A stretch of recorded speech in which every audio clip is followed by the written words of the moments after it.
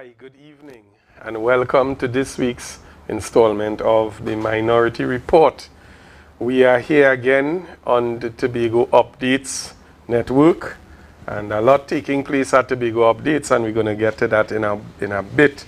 But for those of you who are viewing, you can continue to share the live link and have folks view us on the Tobago Updates website, the Tobago Updates YouTube channel, and the most watched platform, the Tobago Updates Facebook page. We're also streaming on WeFM, and folks can join us on anyone, as well as M&E TV.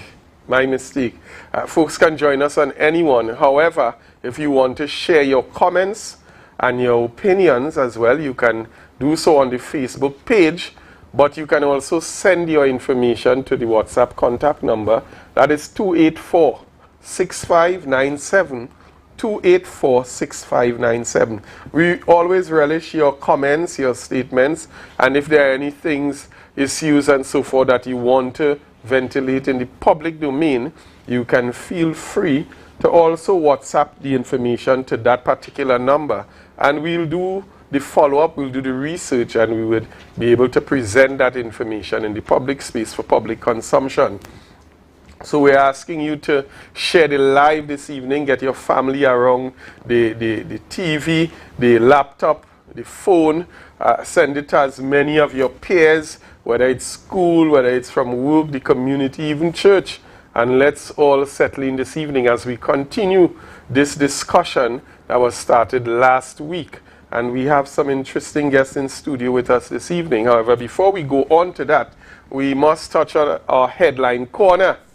And again, we continue to see a spiraling and a shocking trend taking place in Tobago. We saw coming out in the news today, a Mason man was charged for murder. And then we had yet another shooting incident in Signal Hill last night. And I mean, come on folks, Tobago. We need to take stock. We need to check up on what's taking place. We need to be our brother's keeper. We need to get back to that community spirit, because, I mean, if we're honest with ourselves, there have been too many incidences of violence on a whole, which is alarming to say the least. However, with the increase that we've seen in gun violence, it is now bringing to the fore a different type of awareness and a different type of shock. And what this is going to lead to, ideally, is a sort of fear that is going to now be circulating throughout the communities. And with fear comes perception. And we're going to have persons stereotyping others and judging people, young people especially, based on how they look. So folks, let's take stock of what we've been seeing happening in the island, and let's begin to really make a difference in terms of what can be done. We're asking persons throughout the communities that if you see anything, and I'll echo the sentiments of the superintendent, senior superintendent, Junior Benjamin, if you see anything, feel free to call the police station and make a report to the officers. Let's not wait until it reaches to a shooting situation where persons are now either injured or even worse, that someone dies from incidences of these levels of violence. And so I'm putting out a clarion call to all of Tobago to be each other's keeper and to really take stock of the direction that we're going in. I don't want to waste too much time, but it would be remiss of me if I didn't take an opportunity as well to big up the Tobago Updates team. For those of you all who didn't know, Tobago Updates turned 1 today. Yes, they are officially now on cereal. They're no longer breastfeeding, they are cereal now, so they could eat a little bit of solid food and so on. And I want to say congratulations to the management and staff of the Tobago Updates network, and I call it a network because in the short space of time that we've seen this group operating, they have indeed networked not just in Trinidad and Tobago but throughout the region and the world. So I want to really take the opportunity on behalf of the minority leader and minority council and the minority team to congratulate the Tobago Updates team on achieving their 1-year anniversary today.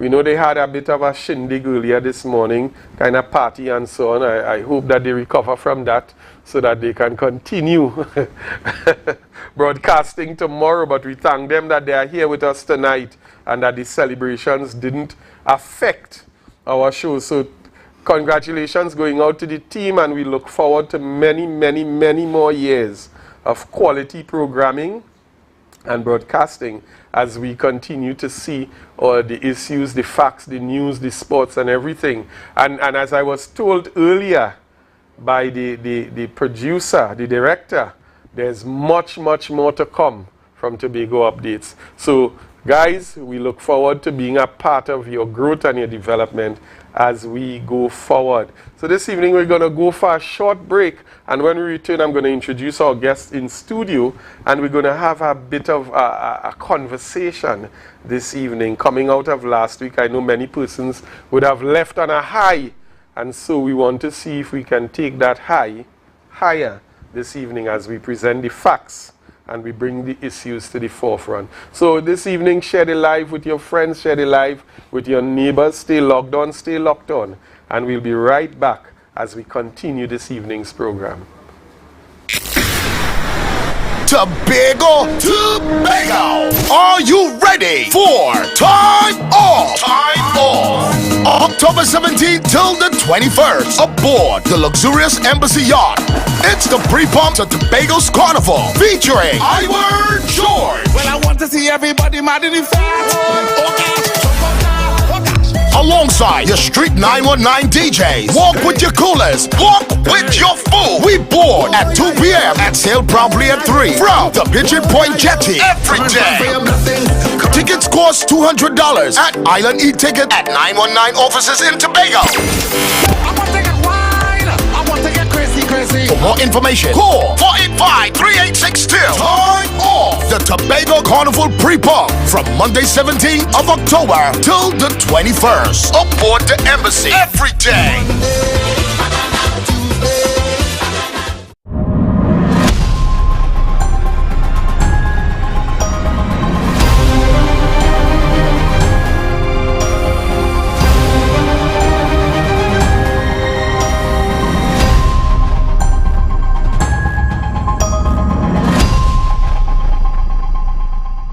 I'm Roxanne Hepburn, the Managing Director of La Marche Parfait Day Spa. And now guess what? We're in Tobago and we are so excited to serve Tobago. La Marche Parfait Day Spa Tobago will be open to the public from Monday the 5th.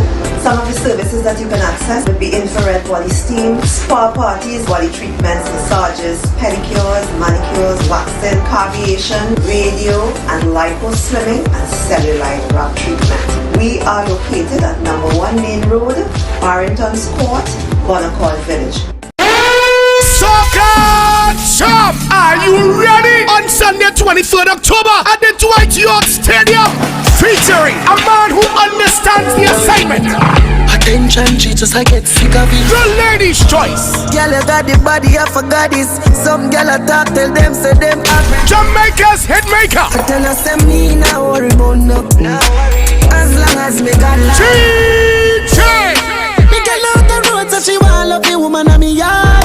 Sunday, October 23rd, 3 a.m. to 10 a.m. At the Dwight York Stadium is water, Paint, foam, powder, coolers, and bikinis. and breakfast in the biggest Troubaix Fred and Tobago Carnival. Soca Jam. Soccer Jam.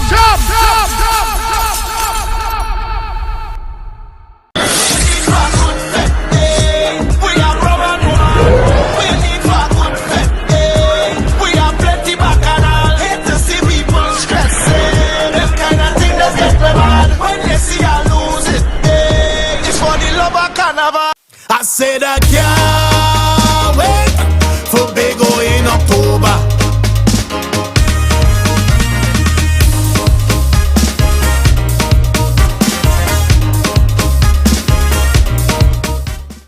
If you see or know about a crime, report a crime safely and anonymously. Call 800-TIPS. Help stop crime. You can play your part safely and anonymously. Report a crime. Earn a reward. Call 800-TIPS. Help stop crime. Be a hero, champion, fearless citizen. Be a crime stopper safely and anonymously. Call 800-TIPS. Help stop crime. Mamai Lakai Home Services. We specialize in cleaning of carpets and rugs, mattresses, living room and dining room sets, vehicle detailing, cleaning and sanitizing of homes and commercial spaces. We also do landscaping and tree cutting, pressure and power washing, floor care, fumigating and air purifying. You can also call us for professional painting services, babysitting and adult sitting. Call us now 333-4430 at Mamai Lakai Home Services. We take cleaning to another level. Our national borders, our first step to security, but a possible access point for guns, drugs, crime. If it does not look right, do the right thing. Call Crime Stoppers anonymously. 800-8477. Report possible border crime. The best place to stay in Tobago is at Thorn's Place, with rates starting as low as 200 TT. Call or WhatsApp 745-7306 or 682-8676. We are located uptown Scarborough, 5 minutes away from the port. Remember, at Thorn's Place, our aim is to make your stay safe and affordable.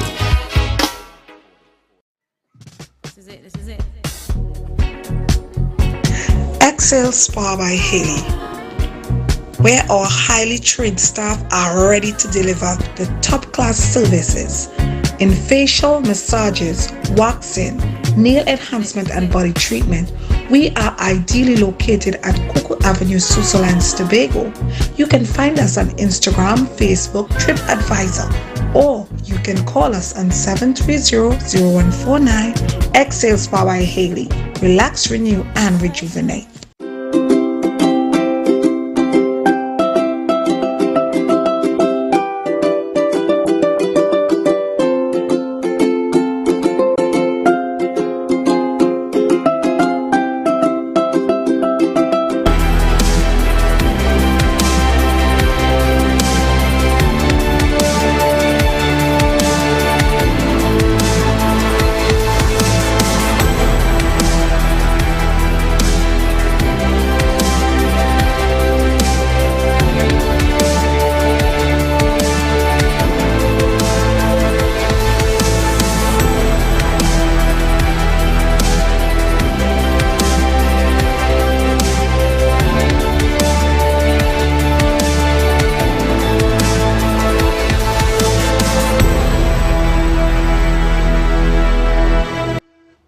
And we are back this evening on Tobago Updates, and we're here on the Minority Report. My name is Marlon David, and I am your host this evening. So let me get right into introductions, and we have a packed cast this evening. I'll start with my immediate right. We have the Minority Councillor, Mrs. Petal Daniel Benoit, who is indeed a fixture on the show. Petal, yes. To Tobago, Trinidad and Tobago. And to all our viewers, thank you for tuning in again to another episode of the Minority Report. And we want to congratulate and celebrate Tobago Updates, their 1 year anniversary. You have been doing great things, and we know that you will continue to do bigger and better things in the future. So we wish you all the best in all your future endeavors, and continue doing the great work that you have been doing. We also, I will leave that to you. To my far right, we have the Honorable Senator, who has now become a fixture on the Minority Report, a real part of the team, a pillar. Senator, the Honorable Lawrence Hislop. So good evening. Good evening, Marlon. Good evening, Tobago, Trinidad and Tobago. I also want to join. Let me also say a pleasant evening to the lady council. I also want to join with everybody to wish Tobago Updates happy anniversary, happy birthday. You are growing up, and media plays an integral role in society. And more voices, the better, more avenues for voices, the better. And it is also important that media is seen as unbiased and relevant. And so we want to congratulate you on your 1-year anniversary. So good night again, everybody. Thank you for having me, Marlo. Thank you very much. And joining us this evening, special guest in studio, first time visitor. Normally you say first time caller. Today we say first time visitor. And someone who we hope will definitely not be a stranger to the Minority Report because of the value that we believe that he brings to the table. Join me this evening as we welcome to the Minority Report former Secretary of the Division of the Division of Infrastructure, Environment and Quarries, or Quarries and the Environment. My very, very good friend, Mr. Kwesi Devines. How are you, sir? I'm alive and well, thank you. Thanks for having me on the show. I know you'll have been trying to get me out for a long time. You'll have allowed me to break my silence, so to speak. But let me start off by joining everyone, I think, celebrating Tobago updates. It shows that in the Tobago space, you can dream big, think big, and do big things. Yeah.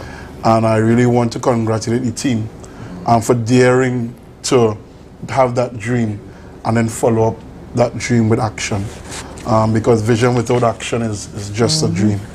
And it's really good to be sitting here on this anniversary date. And I guess it's no coincidence somehow that I'm here at this time, but I'm thankful to be here. And of course I'm here at a very interesting time in the Tobago space. And I hope we can shed some light, because I know that the show has been bringing a lot of facts to the table and trying to educate Tobagonians and keep the conversation going in a very, I think, informative way. And I appreciate what you all have been doing so far. So congratulations to the Minority Report team as well. So some kudos to you as well, Maryland, Councillor Petel, Daniel Benwan, of course, your new fixture, Senator Lawrence. Thanks a lot, Kwesi. And we want to say a big shout out tonight to the minority leader.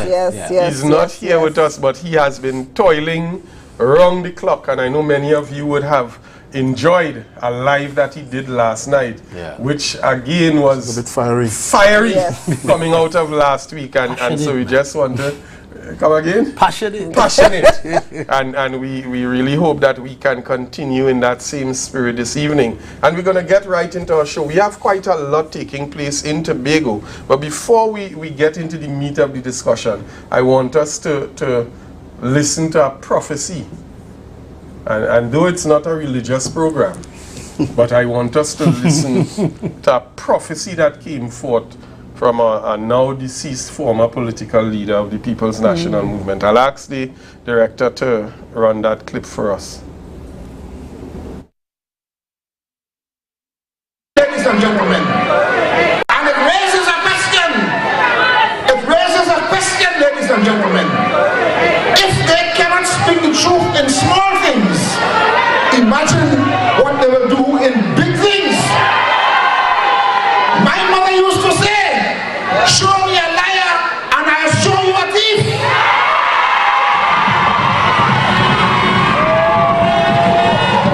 And if they can come and try to convince you that you had 30,000 people when they had 5, you could imagine when they see $5,000, they will feel us 30,000. When they see 5 million, they will feel us 30 million. That is what they're all about. If they cannot speak the truth in small things, ladies and gentlemen, don't expect them to speak the truth in big things. What is amazing about all of that is that they have come to the national community arguing that they're advancing new politics. So that's where we start. The prophecy that came forth, and as he ended, that they are advancing new politics. And in that light, we're going to go straight into the next clip, which is indicative of the new politics that they proposed for us on the eve of the elections. Mr. Director, let's get right into that clip, please. Lie number one they have told you is that you will lose services when you vote for the PDP. You have no service to lose when they when they vote for the PDP. In fact, the PDP is about providing service more than anybody else, to the point that they also accuses us of wanting to spend out money on you, give away money to you, promoting laziness. They try to accuse us of that. But you will not lose any services. You will not lose your jobs. You will not lose your food cards. Nobody coming to take back a hamper from you that they give you. Nobody coming to take away a contract that you're already doing. Because we have been saying from this platform, this is about Tobago. And we understand that some of you will break stick in your ears and still vote for them. But at the end of the day, when we win, we take off this black, green and white and put on our Tobagonian robes, because that is most critical. So you have no... Right. So we heard it from, again, the horse's mouth. And what we've been looking at, and again, all this is in the build-up before I release these three people on the table here who boiling with information. But we have to lay the foundation and set correct precedents. Because what we've seen now happening in the quote-unquote space, as it's now called affectionately, is that there's a narrative trying to be created that what we are saying does not make sense. And it was literally quoted, and we're going to hear it very shortly, just a few seconds, that encouraging persons not to listen to what is being said, because anybody that speaks out against the administration is deemed to be PNM supporters and PNM fanatics and so on. So I want us to hear, first of all, the encouragement to not listen to us. And then we're going to go right into, if you don't want to listen to us, then we're going to hear what the people who supported this administration and facilitated their entry into governance, what they will have to say, or what they have been saying. Mr. Director, let's go.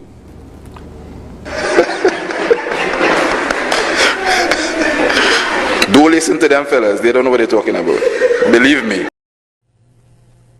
Because the chief secretary can't be early for anything, and it's embarrassing Tobago and embarrassing people and the outside world that want to help us, and I mean the genuine outside world, will consider Tobago a primitive place if the chief secretary continue not to be able to manage his calendar and his timing.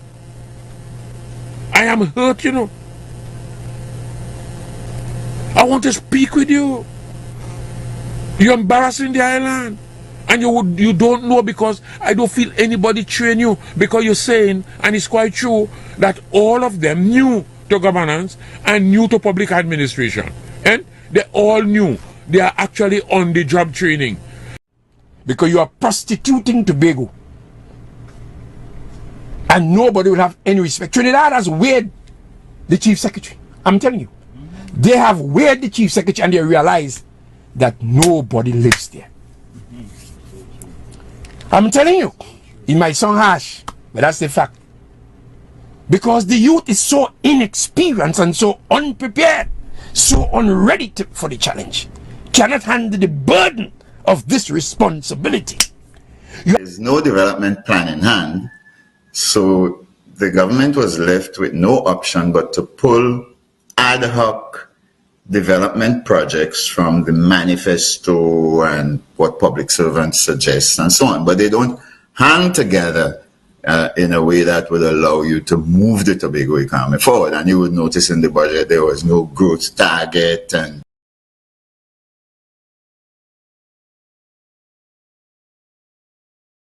all that road from Roxborough going back into Bloody Bay that we call project, built by local labor here. What's this deception? This deception. What is it? And that knowledge is not esoteric. Meaning to say that it's not specialized knowledge. The world today is the information age. And anything you want to do, if you have reasonable sense, you can go on YouTube and learn it. To build some straight road. We're not talking about double-decker highway and triple-decker highway like you have a way. No. We're talking about some ordinary straight road. The engineers in Tobago, the mines of Tobago can't do this, really. that we need to send away money that we ought to retain and multiply to benefit from the multiplier effect to grow the economy and expand the economic fortunes, the social and political fortunes of Tobago. We give away $25 million to Trinidad. Well. So when the goodly secretary says, don't listen to them fellas, they don't know what they're talking about. I think all of Tobago would have heard the voices of the very persons that even the chief secretary presently said that he is seeking to make them his advisors. Don't mind here and ask them first and solidify the arrangement. But we want to get right into this evening discussion, and we have a lot to discuss. We would have, coming out of this last clip, we would have heard, and in keeping with the theme, the sellout of the greatest little island on the planet. And I'm glad that we have here the former secretary for the division, who is a godsend tonight, because he has all the information that he can speak to several things. So I want to release, first of all, Kwesi, you're on the floor tonight. Talk to our people. Again, Marion, thanks for being here. Thanks for inviting me here. As much as I've really tried my best not to say anything, you've asked me before to come on the show, and you know I was a bit hesitant to come onto the show. Because in whatever I do, I always believe in observing first. And I remember going into the division of infrastructure and taking the first few months just meeting with people and listening, and people wondered why I was having so many meetings and listening so much and not saying too much. And it's because I like to get proper context first. And I like to also be fair. And I've said to several people that there's a cost to change, there's a cost to inefficiency, and we're going to see that as well. And I would also like to be fair. The chief secretary is a very persuasive guy. I've heard him being described in less than stellar terms. I would also like to be fair to the Secretary of Infrastructure. He comes from a family of known academics. His daughter did excellent at CSEC, I believe it was. So I believe him to be an intelligent Tobagonian as well. So again, I like to be fair. But also to be fair, I am shocked, I'm appalled, and quite frankly, I'm hurt. And you know, I've heard so many things about myself, and that's quite fine. I've heard that I'm in Costa Rica, London, I have a big work here, big work there, all those things, fine. But the primary thing for me has always been the people of Tobago. And how do we develop the people of Tobago? I remember even when the airport project was proposed by central government, getting into a heavy debate with NITCO at the time, with one of the former chief secretaries, about ensuring that there was local content. Because I always felt like, given the small budget that we have, the allocation that we have, 4.03% of the budget, and given the even smaller development budget that we have, which was at one time just over $200 million, and now it's up to over $300 million, I always felt like we had a responsibility, first and foremost, to the people of Tobago. Because I saw, especially the Division of Infrastructure, as having a hand in all of Tobago because of the size of the staff and because of how much we were going to spend. And I always saw the multiplier effect from the staff level, because we have almost 6,000 members of staff there. So when I did the math, simple math, if each member of staff had 3 dependents, you're looking at Division of Infrastructure having at least responsibility for 1/3 of the island of Tobago. Yeah. Wow. When you look at the Division of Infrastructure spend in terms of to contractors, to employees, and so on, you see again that the division has a significant responsibility. And I remember even speaking with the procurement units, and procurement is something I want to speak to as well if I'm given the opportunity, that even sometimes if a cheaper item, hardware item, or whatever the case might be, can be identified in Trinidad, we still have a responsibility to the people of Tobago and the businesses of Tobago to ensure that we give them a leg up. Because as I explained, if those businesses went out, then it's the same Tobago House of Assembly would have to provide social assistance, be it a food card, and so on. Mind you, it's not P&M food card. It's the Tobago House of Assembly provided food card. So, well, I don't know when last that was provided to anyone. And that was the ethos all along. Even when we engaged UDICOT to do the bridges program, and sorry, NEDCO, to engage to do the bridges, the Milford Road bridges, there wasn't necessarily that capacity in Tobago to do the ASHTO bridges and so on. But what we said is, let's start doing joint bids. So that happened for the fire station at Roxborough, the police station at Roxborough, and so on. That Tobagonian contractors were able to partner with larger contractors who had even more capacity to do work. However, that being said, we had Tobagonians developing capacity for the last 20 years plus. The most successful quarry in Tobago, yes, we might say is the Studley Park Quarry, but there was one other person that operated a quarry plant with andesite rock coming out of it, bitumen, everything, able to produce asphalt and concrete and so on. And there were other concrete suppliers on the island. The reality is, over the years, we encouraged and developed capacity on the island of Tobago in road resurfacing, in concrete work. As a matter of fact, we went as far as to bring in experts to train contractors in concrete work. We partner with the Trinidad and Tobago Contractors Association to bring in people to train contractors on concrete, train contractors in asphalt work, roofing, you name it. We provided the necessary training, and we saw the improvement in the type of work being done. Yeah. So to now come to Tobagonians in the first instance and say, well, the problem was contractors, and you said, well, you do more work in-house. Fine, I have no problem if you can get all of the workers to work. More power to you. I understand the frustrations there. I understand what we would have done to improve efficiency and work ethic in URP, in development, all of that. I understand the challenges that exist. But to then come and say that we want to build roads, which Tobagonians have built from Charlottesville to Crown Point, and turn around and say that there is no capacity in Tobago, I think is an insult, a slap in the face. It's better I tell me about my mother, or my dead grandmother, because it is extremely disrespectful. And again, the Chief Secretary is a very persuasive guy. Again, he's been called other not so savory names. I won't use those names here. Probably Marilyn, you might choose to use those names. And the Secretary of Infrastructure is I would consider probably another intelligent Tobagonian. But for them to try to hoodwink Tobagonians into believing that it is an emergency to build roads all over Tobago, because we now realize today that there is traffic.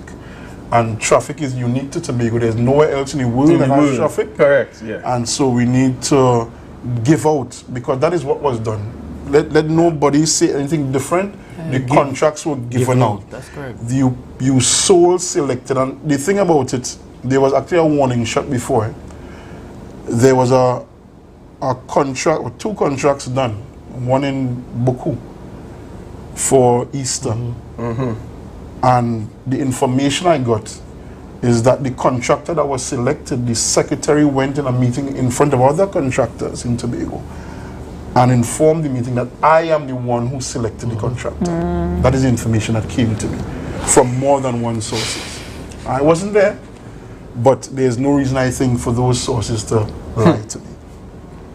So the secretary seemed to have understood that he had this power to select contractors, and he did that. And I mean, I heard, and I must say kudos to Senator Hislop for that representation, that budget presentation, his contribution to the budget, because the reality is, when you do the math, if $300 million of development funds is coming to Tobago, and you have essentially sole selected because you created an emergency for traffic. You decided, well, you know what, this contractor, that contractor, and that contractor, these three specific contractors, I am choosing, and I am going to give them these contracts to develop these roads. I don't know if engineers' estimates were done. I don't know if any kind of feasibility studies were done. I don't know if any initial surveys were done.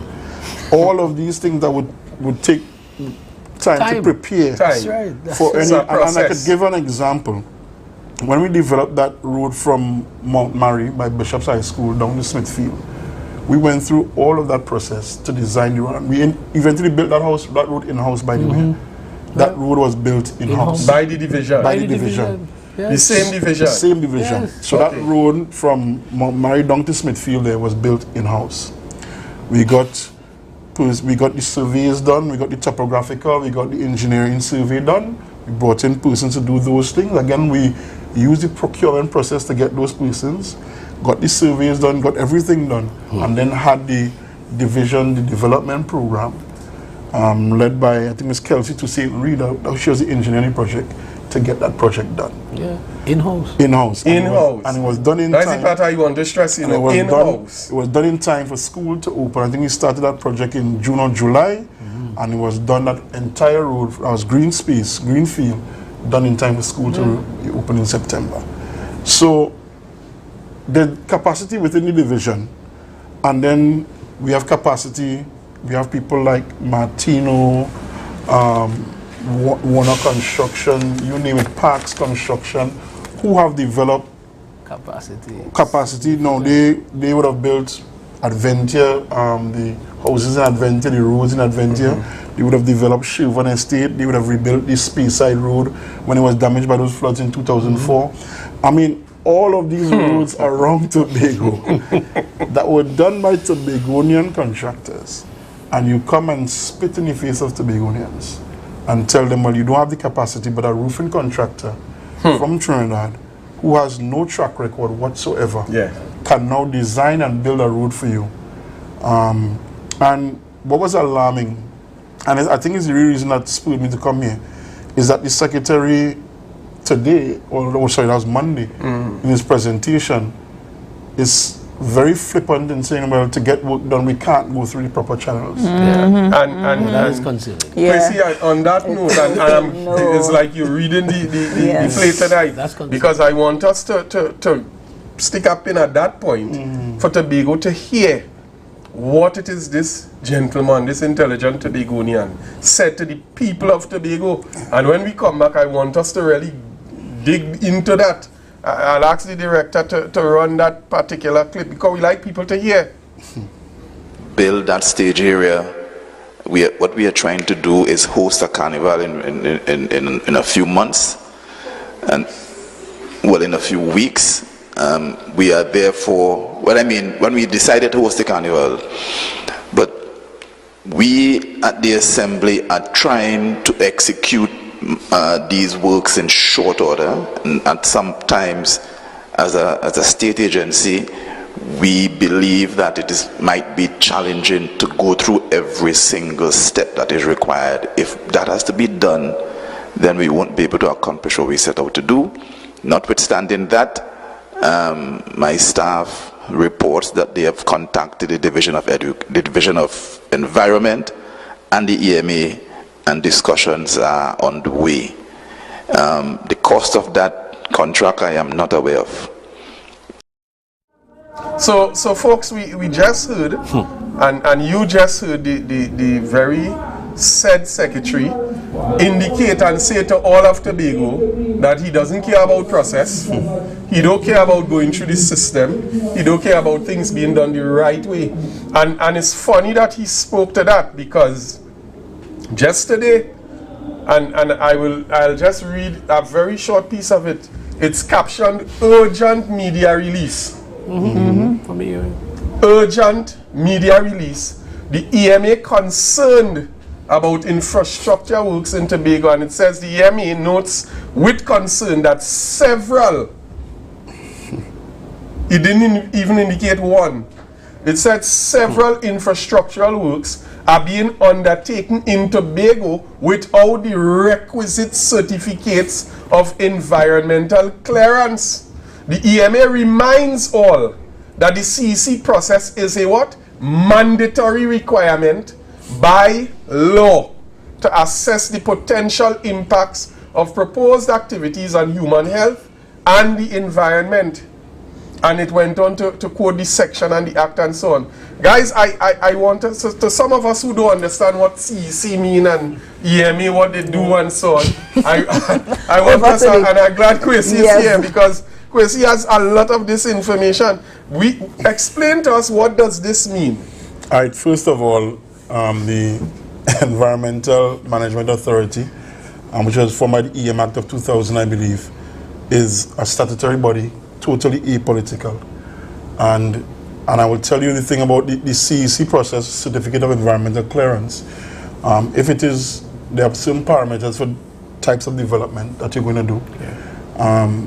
Depending on the size and scope of your development, it could be even in agriculture, you would need what is called a Certificate of Environmental Clearance. Now, in order to get the Certificate of Environmental Clearance, sometimes just simple application, you're able to get it. You have to answer a series of questions over time. There are different statutory periods. So you have an initial inquiry or application. You may have to wait 15 days for response. No. After that, once you get the response, then there may be questions, follow-up questions. You have 30 days to respond. And there's a period, and you cannot break that period. And the EMA, no matter who, be it the Prime Minister, a Minister, whoever it is, even as Secretary, I can tell you, they will not break their process.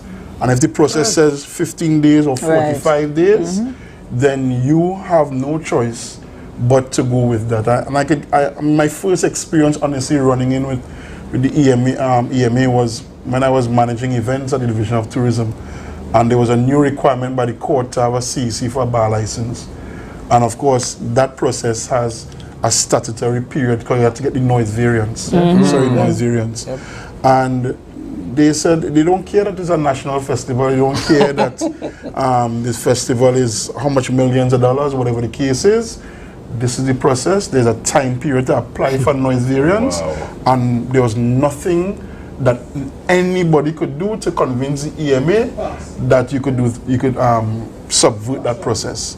And that was the reality of it. So going to what's happening now, the EMA again doesn't care about which political hat you have on, which political party you represent.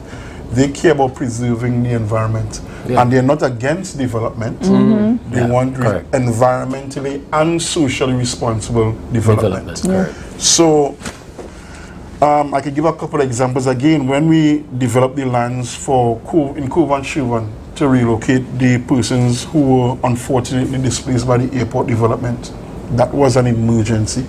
That was a crisis of epic proportions for the people of Tobago. And we wanted to get those lands developed yesterday. But you know what? We had to apply for a CEC. And it meant going through every single process. And imagine at the time I was the secretary responsible for both infrastructure and the environment. Yeah. So you can imagine all those meetings got heated when the persons responsible for the development were trying to get the environment officers to do something contrary to what they know is the right thing. And it could not happen. You can't skip the process. So you cannot subvert the process. And to hear the secretary, in the name of experience, he's speaking about, well, you don't have time to do these things. And it's not only what he said, but it's in the flippant way. It's like, so we need to get something done, and we will do whatever it is, even if it means breaking the law. Yeah. And that's scary because you don't just break the law for one thing, Yes. Expediency could come in any. Listen, and if we go back to the clip, the first clip that we had this evening. The lie in small things. So what will happen in big things? What will happen in big things? And before, listen, I am hurt. Yeah. Listening to this former Secretary of Infrastructure with his opening comments, it is really hurting to see where we have come as an island in terms of governance. And I want people to stop and think, it's no longer about PDP. It's no longer about them. This is the Tobago House of Assembly. Put on the Tobago robes according to the chief. That's why a group of people coming together to govern the island's resources.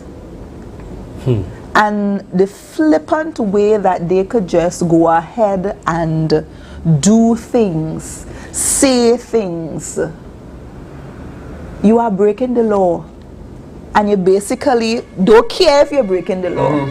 Because you, so for expediency. Yes, because you need to get it done. And what we don't understand is why it's an emergency. Why is it an emergency? We Carnival, they didn't decide that Carnival was going to happen last month or last week or even 2 months ago. Since they came into office, they recognized, they said that they will have this October Carnival. So it ought not to be an emergency now that you have created to soul select. But even our history has shown us that we are able to host events in both Crown Point and Scarborough without. So even if so where is it? How has it become an emergency? Is it that we're expecting we're expecting 1 million people on the island just coming for Carnival, and it is going to create serious gridlock? The island is going to literally shut down. Is that what we're saying? How is that even possible? The ferry from Grenada isn't working yet. No, but but what's we could have been in the audience tonight, Marlon. Yes, because the secretary is on point to this information. No, but it's scary again to think that, because, and I would be honest, there are times, no matter what, because we just had the terrible weather. Yes. People's homes were destroyed. People were inconvenienced, whether it's landslides. I mean, I was speaking to some people in Mariah today. Landslides came into their homes were flooded. Yes. So people were affected by this bad weather. And if you told me already, you know what, it's an emergency, we need to put up our retaining wall to save this home, I would have no debate. If you told me that coastal erosion, which is a real issue in Tobago, which makes that project even more absurd, coastal erosion, which is a real issue in Tobago, is damaging this person's home, this piece of infrastructure is in danger of being taken away by the sea, I could understand. All power to you, Secretary. Please intervene, save these people. But we are talking about building a road, yes. A stage in the sea and building roads. And then building roads. And you know what's the audacity of it? Isn't this the same group of individuals that campaigned on an environmental basis against Sandals project? Correct. And then you're building a road through. No, this is not the same group of people. It's not the same group. No. It's the same organization. because you're building, one of the roads is adjacent to the Sandals site. Yeah. Exactly. Without, and I mean, sedimentation is a real issue. In order to, and for people just to backtrack a bit, that the CEC for Sandals was not granted for Sandals yet. There was a previous CEC granted for development on the Golden Grove estate site. A previous development. From previous development. The Sandals development was supposed to be on the Golden Grove and Buku estate, so 2 estates.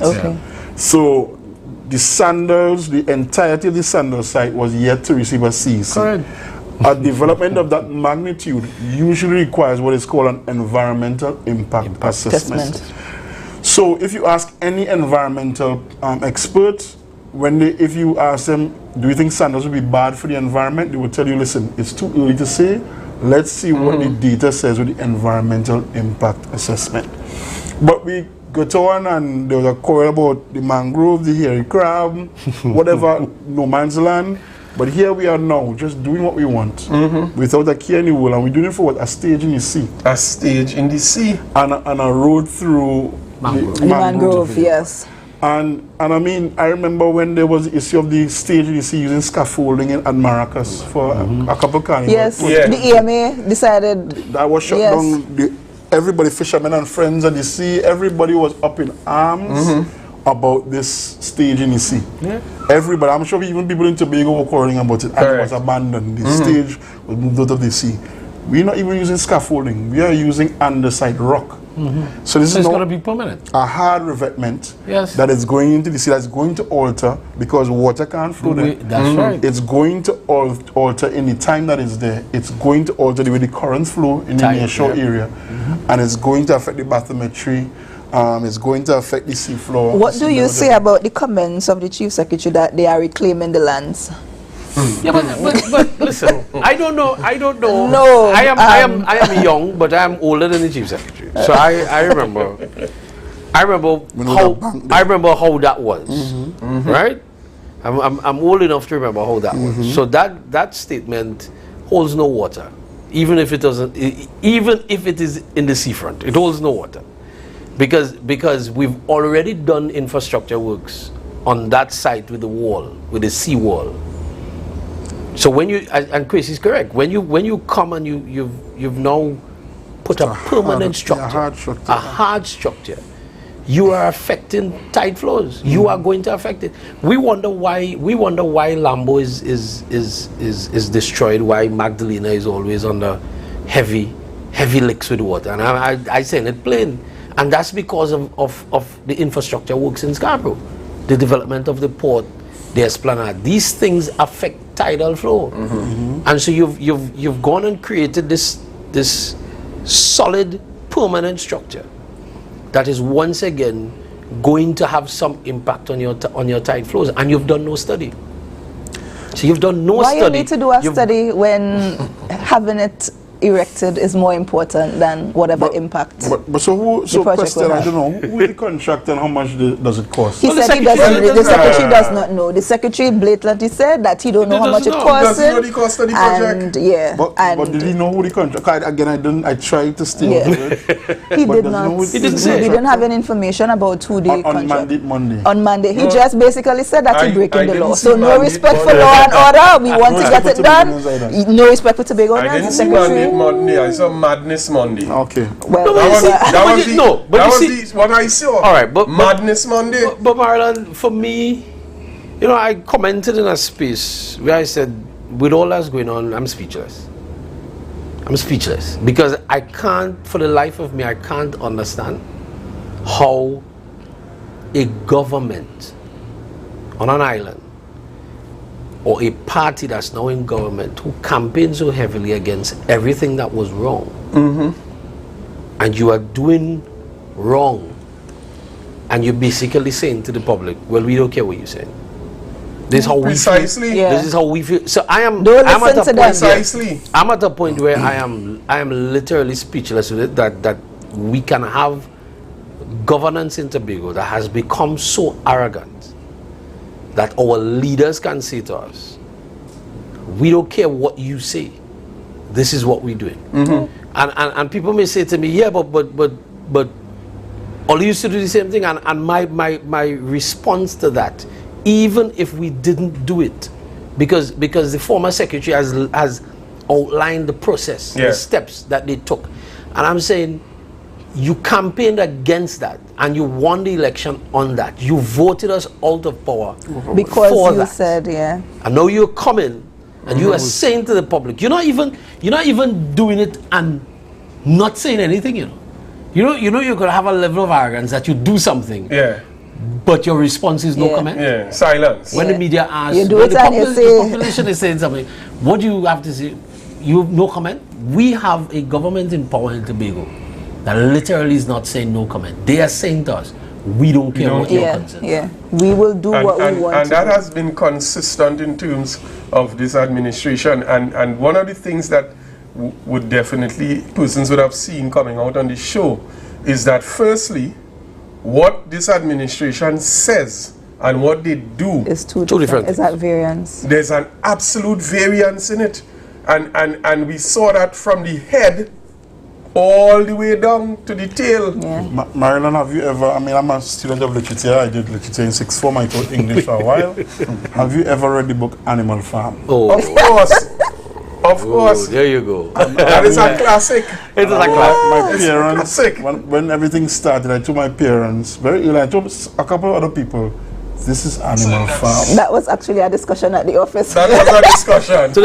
and my parents took the time to go to the library and get a copy of Animal Farm just to refresh themselves on Animal Farm. But you're seeing exactly that, where some animals are more equal than others. So they complain about the treatment by the the farmer and so on, and now they're doing the Now they're in charge? No, they're doing worse. They're doing worse than the farmer. Don't compare at all. They're walking on the same two legs that they said you shouldn't. You're walking on the two legs. You're getting rid of anybody who speaks against you. And you're branding them. You branded them. So you came into office and you said first that the persons employed at the Division of Infrastructure, M&E department, political hires. They are political hires. So you need to get rid of them.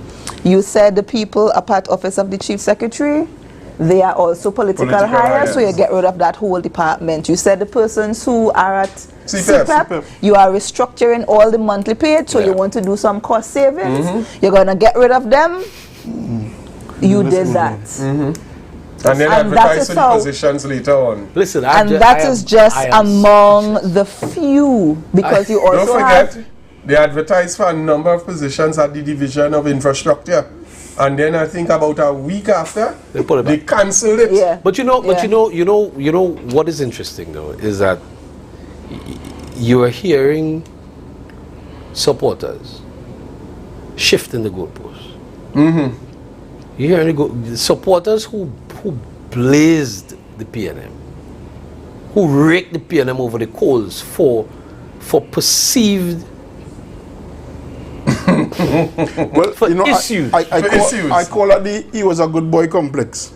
You know when you see some mothers on television and their son is unfortunately laid out after committing whatever crime, he was a good boy. He was a good boy. And I think that's what's happening with some of the these vocal supporters, that they're going through that part of it where he was a good boy. I think they're still in shock. A lot of them is either shock or embarrassment. And folks, I mean, this evening we dealing with these issues that we see in the public space right now, the public domain, and primarily in terms of the Division of Infrastructure and their misgivings and the way they've been treating Tobago and Tobagonians, and from the Secretary down. We have a number of other areas that need to be prosecuted, and let me just put the plug in right now. And we're issuing this warning that on Thursday we're going to be having a press conference. And if you think that the minority leader was passionate last night and last week Tuesday, we're asking folks to tune into that press conference on Thursday. The information will be put out in the public domain on all the platforms, the media platforms. And we want persons to come and listen as he continues to expose a lot more of what has been taking place here with solid documentation. And folks, I want to warn us, and I know you all will chime in on this. We have, as Kwesi would have said, a very gifted speaker in the now Chief Secretary, very eloquent speaker. And one of the things that you get with eloquence is the ability to shift and redirect. Sleight of hand, we call it. Sleight of hand. and what we've seen is that every time an issue breaks in the public domain, we see something pop up and a press conference is called to discuss something else. And so, just as Madness Monday took place yesterday, after we had all these issues over the weekend, last weekend we had the Scarborough RC issue where this thing surprised Tobago, and then the evening Madness Monday. That is why I'm speechless. No. And I was talking to somebody tonight and they were saying, Petal, I feel like we are living in a soap opera. We can't. I can't. No, and we were discussing all that has been happening and keeping up is the problem. You can't keep up. Because when you feel you are looking at researching, discussing one issue, before you could even ventilate another issue, come to the fore that is just as important or even more important. That's why I am I'll say it again, I'm literally speechless about what's going on in Tobago, because there is so much happening that you can't. Petal is correct. You're trying to wrap your minds around this particular issue, and before you could even say, right, let's take a breather, boom, it's another one and another. And mind you, we have a 17.5 issue on the table. while preparing to deal with this, we have a $17.5 million allocation to host a carnival. I think that's the largest in the history of Tobago. To host a carnival. That you don't have no prize money. A lot more than that. Yes. It was. That you have no prize money. No competitions, no juniors involved. So you don't have junior parade at the band. You don't have junior king and queens. You don't have junior extravaganza. Where's the money going? You don't have no kings and queens. You have no competitions. Where's the money going? And that does not include, according to our profile on Facebook, it does not include the roads. And that was my question. Where is the money? Is it that the roads are included in that cost? Obviously not. And the stage. Yes. So we have the 17.5 as the direct allocation, and then we have the spin-off of the roads and the stage. So how much is this carnival really costing Tobago? No, but that's not the question. With zero revenue. No, but right. But that's not the question I think we should ask. The question we should ask is, how much is it costing Tobago, and how much is Tobago benefiting? Correct. And the other question that we should also ask is, besides revenue. No other benefit. Yeah, but gentlemen, it is 17.5 million. We have been seeing division after division. There are issues in procurement. Yes. What is the procurement process for this 17.5 million? I have been looking. Listen. I have been looking on social media. I've been looking on the platforms. I know in the past of Carnival you would see releases out there asking for requests for service providers. Yeah. The Carnival is scheduled for next week. I have not yet seen that. And there's a budget that came out yesterday after asking for how many months of $17.5 But that's the point, brother. So we're spending $17.5 million. But is Tobago benefiting from the 17.5 million?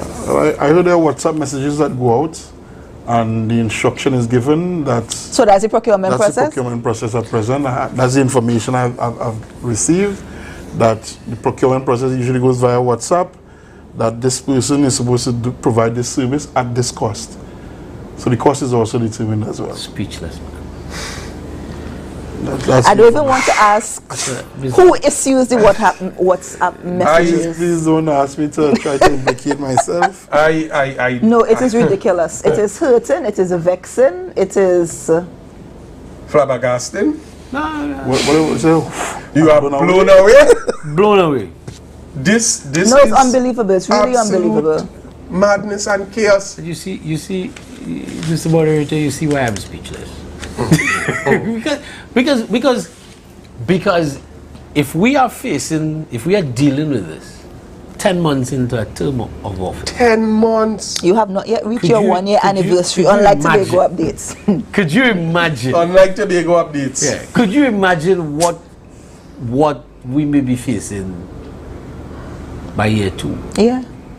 I don't want to imagine. I do not want to imagine. And let me put this out, because we're beginning to look to wrap up. What we're hearing is a lot of pie in the sky conversations, a lot of promises, because we had almost an entire day of Madness Monday. Yeah. Where we heard a lot of operational stuff spoken of. But before you continue. But the previous Madness Monday, that was in April, a number of those things spoken of have not yet come to you, and they have not discussed it. Yeah. So it's like they never promised, they never indicated that we will do A, B, C, X, Y, and Z. So they didn't even come to report on some of those things that they promised in the razzle dazzle. That's what it is. No. Before we wrap up, I want the former secretary, since we have him here, to express his views on this. So, coming out of Monday or Madness or whatever you want to call it, it was expressed by the Secretary of Infrastructure. Was it the Secretary of Infrastructure? But either between the Secretary and the Chief, they would have indicated the reason why they have sole selected or handpicked these contractors is because they can do the job, design, build, and finance. Yeah. They can do the job, and they can wait for payment, and the THA can pay them at their own pace in 18 months. Yeah. But why do we have I want you to share some light on that and the experiences and what the Division of Infrastructure would have done to ensure development projects happen, to ensure that we keep within our allocation and within our means, and to ensure that the Tobago contractors benefit from what the Tobago House of Assembly has to offer in terms of its financial resources. So, but I'll put me on the spot again. But just to, again, put some context. I remember the comptroller, what is his name? Procurement, the head of the procurement. Regulator. The regulator, procurement regulator, sorry, thank you. Came to Tobago, and at the time they were extremely amazed at how far the Tobago House of Assembly had gone. I think this time was 2018, or 2019. They were amazed at how far Tobago had gone at that point in time in terms of moving the procurement legislation forward, though it had not been fully proclaimed as yet. Of course, we had the Central Procurement Office. We were utilizing Central Procurement Office to put out tenders, sit on tender committees, and whatever have you. The responsibility for procurement was taken away from the secretary, so to speak, where there were procurement officers at the division. They would have done the procurement work. Of course, once the secretary gave the instruction that, listen, this is the policy mandate, we are going to try to buy 100 pencils, or we're going to try to buy pencils. It goes to the administrator takes it over, they deal with the procurement person, they go through the process, a recommendation comes back to the secretary, and I could tell you I've signed many of them. Secretary, do you have any objection to the process for procuring these pencils? The process is outlined, and of course I would write to the administrator, I have no hesitation, or I have no problem with the process employed to select whoever the provider of the service may be. So in the first instance, that's how we did most of our contracts. The other thing, especially when we had the passage of Tropical Storm Karen, where similar situation may have occurred, where we had to make a decision, you know what, there are works in Tobago that cannot be done by the division alone. It's beyond the division's capacity. We need to now salvage homes, roadways, whatever the case might be. You saw it all over Tobago, in Mason Hall, Roxborough, where you name it. Tobago was damaged by the passage of Tropical Storm Karen and the heavy weather. And again, it's the very same Tobago contractors. So after we did our assessment, after we went out and we came up with a budget, we went to the Executive Council, asked for approval to get things done. It's the very same Tobago contractors who were able, under the guidance of the division, of course, to help us to design, build, finance these projects. And I had to wait for financing all the same. However, a process was employed to ensure people were paid in a particular time, one, and two, to ensure that they were paid for work that was done. So there were standard rates that were used, national rates by NITCO, that NITCO would use, that we would use for those projects.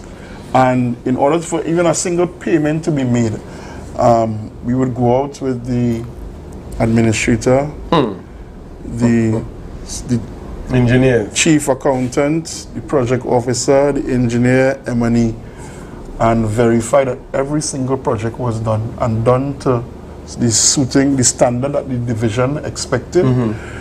And once we went on the site and saw the road was paved, the wall was built, the train was constructed, then people would have been paid.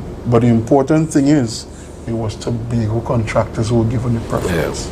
And it was Tobago contractors who were able to carry the development burden for Tobago for the longest while. Because I can tell you, and Petal would tell you, that the Division of Infrastructure has an insatiable appetite. And that's the nature of development, because Tobago is a developing island. And by the time you think you develop drains in one area, the reality is because disposable income increased for quite some time, people were employed, employment was at an all-time high, you found that more and more homes were being built. Yeah. So it meant then, of course, that the drainage infrastructure would be overwhelmed. Yeah. So in places like Mason Hall, you would see that, you know what, although there are some good sized drains, those drains are now obsolete. Yeah. And it would mean in several areas, Bonaccord, Canaan, that you have to redevelop already developed areas. But again, it was always using Tobago contractors who have demonstrated that they have the skills, they have the necessary equipment, they have access to the materials, and they have the know-how to produce at the highest possible level. Now we have 300 million coming. Yeah. In one hand. And going back in it. And again, I remember speaking to the procurement regulator and asking if there was a challenge with us looking at giving preference to Tobagoans. And he said, actually, no. In terms of geographically, especially in the Tobago space, you can look at finding mechanisms to favor the Tobago contractors. So we went again ahead to favor Tobago contractors.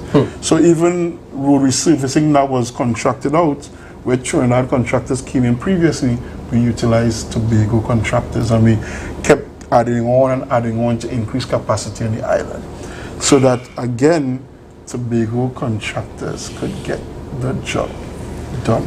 And I am full confidence that all of these roads that are being built, every single one, every single centimeter of those roads can be done by Tobago. Well, first and foremost by the division. By the division. I was going to say in-house. In-house. And then, secondly, by the Tobago contractors who have the capacity to get the job done and get the job done quickly if necessary. But as Mr. James said, it's not like we're building three-story double-decker highways. You know, that's all straight roads. And it's scary because even I remember we had to increase the price per ton that we paid for, because we had a standard rate that we paid for with our bonded contractors for road resurfacing. Standard rate, it was originally $1,000 per ton when I went into office. It was increased to $1,400 a ton, I believe, because at the time a lot of bitumen we received from the plant, the refinery, and the refinery, of course, the operation was shut down, so it meant that we got all of our bitumen from Lake Asphalt instead, which was a higher cost. So it meant, to be fair to the contractor, we didn't want to put them out of business, we increased the cost that the division was willing to pay per ton, per metric ton. So there's a standard rate. No one can charge $1,500, $2,000, $2,700. 2007, yes. So no one could have charged those figures to the division for a metric ton of asphalt. And what we did again, we would survey the road before and survey it after, so we could pick up the levels, so we know exactly, or we could know exactly how many tons of stuff was put down on the road. So to hear some people under parliamentary privilege shooting out all sorts of accusations, I smile. I'm calling some public servants just to offer a word of support, because of course their reputations were being called into question. And I mean, I was met with mostly buoyant persons because they understood that politics was at play, and it was near madness that was being spoken under parliamentary privilege. And I guess I'm waiting for someone to come outside. You know, I think at one time, come, must say if your name man come outside. I'm waiting for someone to come outside and see some of the things that were said under parliamentary privilege. Because I mean, I could probably do with some damages. Really, Kwesi, I mean, this evening has been a real gem and a real privilege to have you on the program. We collectively believe that you have a wealth of knowledge and information about that particular area in institutional knowledge. Yes, of course. Institutional knowledge. And I want to put it out. The song like a particular persuasive politician. I want to put it out here. I mean, and I know all my counterparts will agree that we want to have you back for stage 2. Or part 2 or part 3 don't of say, this discussion. Don't say stage. The stage is not the right way to use it. But for part 2, stage is in front of us, man. Well, we see they getting on scandalous. Advantages. Just to echo the minority leader, his question on the live tonight was, where is the vision? Where is the vision? And we heard that even echoed when Mr. James, Vanas James, said that. And folks, this is recent. This is this year's budget he was speaking about, where he said that there's no plan attached to it. And this is what we are seeing taking place. And the thing about that, Marilyn, I know we strapped for time, but over the years that the PNM has produced budgets, it has always been tied. Predicated to something. It has always been tied to it, to a development plan. Whether it's a medium-term or long-term plan, there's always a plan. So you can't develop an island without these budgets, this budget is tied to an anchor. Because it is definitely taking us down in every sector. So folks, we wanna say thank you this evening to Kwesi. I mean, we can continue this until trust me, so much midnight, and I don't think we will exhaust the information that Kwesi has to provide to us, and that's why the request has come. And I know the minority leader as well will echo my sentiments, and Kwesi did in fact say he's a difficult man to get on to. But I'm glad that we got on to him tonight so that we could attach a tracker. So we'll always know I don't think it's difficult to get on to, I think it's difficult to get onto the program. That's it. I don't think it's difficult to get on. Well, I hope that changes. And Kwesi, I want to say thank you on behalf of the minority leader for really coming in this evening and shedding a lot of light. The information was very valuable. And I mean, I am certain that persons are much more educated and aware of the processes. And what I love about this evening's program is that though it was not as fiery, it was even more informative and educational, because persons are now having an appreciation of what the proper process is that should be followed, and the fact that if you don't follow those processes, you are breaking the law. And it's going to be interesting over the next week or so how this situation unfolds with the EMA, and if the EMA takes a decision to stop the work. Because the works are continuing. Yeah, the works are continuing, and that again speaks to the arrogance and the disrespect. The works are going on. No regard for law and order. As they always say, they have court clothes. Plenty. So folks, I want to give the panelists the final wrap-up to say good evening. I want to thank the former secretary. I think he brought a lot of information, shed a lot of light, because we have been hearing all sorts of things being bandied about, and without the information, there's a saying, without information confusion reigns, and you know, there's an attempt to hoodwink and tell us things that may not be the total truth. So former Secretary Devines, we thank you for bringing your institutional knowledge to bear, and you know, on the Minority Report we always aim to inform and educate. Yes. So Senator? Yeah, I would have been happy to stay at home and look at the show. And tune in. The show from the comfort of my home, because my friend Kwesi has brought some real clarity, some information that if people are objective, and that's the thing, you know, you will always have quote unquote your sycophants, as they like to call.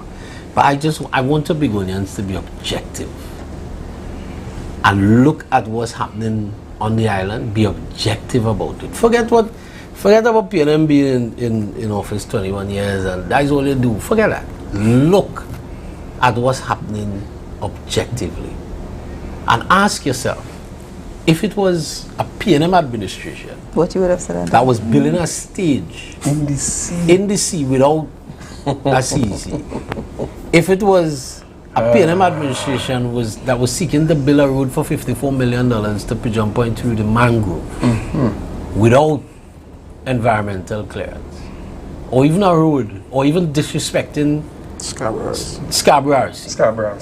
If it was a P&M administration that was in office with Tracy Davidson Celestin or Ansel Dennis or Kelvin Giles or Orville London as Chief Secretary, be objective.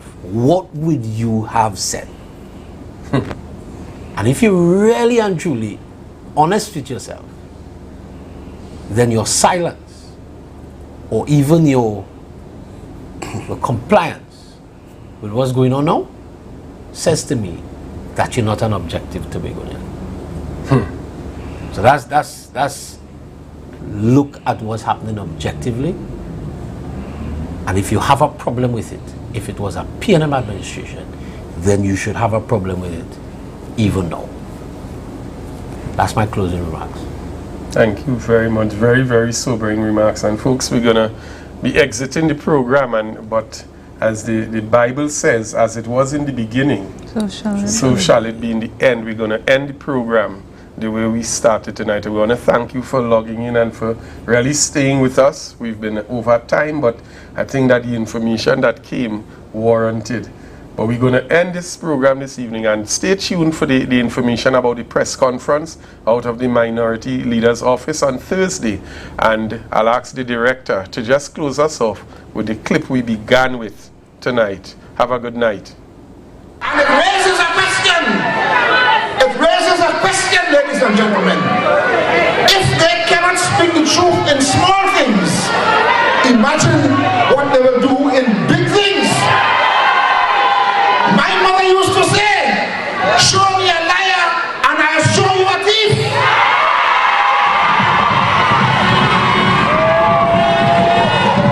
And if they can come and try to convince you that you had 30,000 people when they had 5, you can imagine when they see $5,000, they go feel us 30,000. When they see 5 million, they go feel us 30 million. That is what they're all about. If they cannot speak the truth in small things, ladies and gentlemen, don't expect them to speak the truth in big things. What is amazing about all of that is that they have come to the national community arguing that they're advancing new politics.